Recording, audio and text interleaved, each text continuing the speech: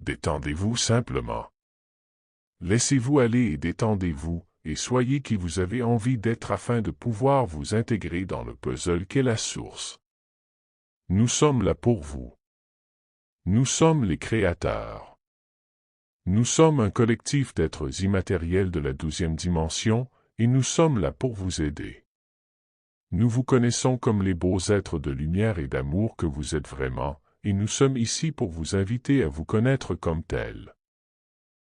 Cependant, nous savons que vous utilisez souvent un critère que vous avez acquis sur Terre pour déterminer votre valeur et qui vous êtes par rapport à tout le monde.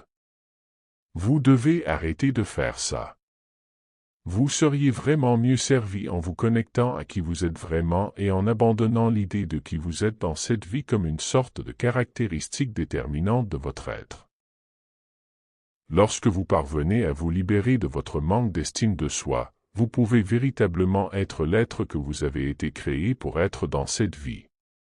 Vous êtes fait pour être vous-même et poursuivre vos rêves, votre bonheur, plutôt que de chercher à déterminer ce que vous devez faire pour avoir confiance en vous, avoir de l'estime de soi et de l'amour-propre. Votre vie vous dit ce que vous êtes censé faire, quel est votre but, et vous ne vous en cachez rien. Tout est là, devant vous. Pas de secret, pas de chasse au trésor. Vous n'avez aucune intention cachée derrière votre présence.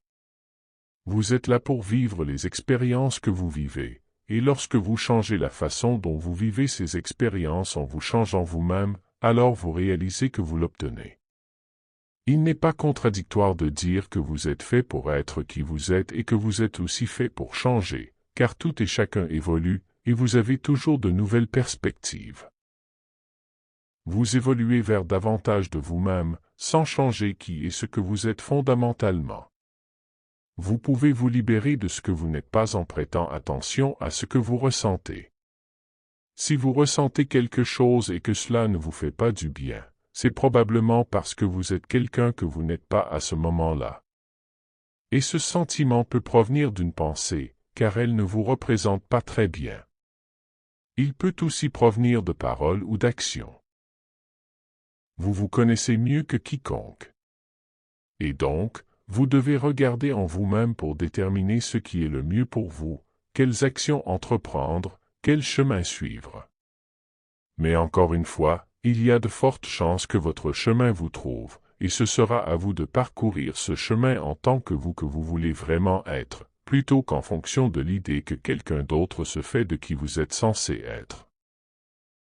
Accordez-vous beaucoup de crédit pour avoir choisi le chemin que vous avez choisi, surtout si vous le trouvez particulièrement difficile.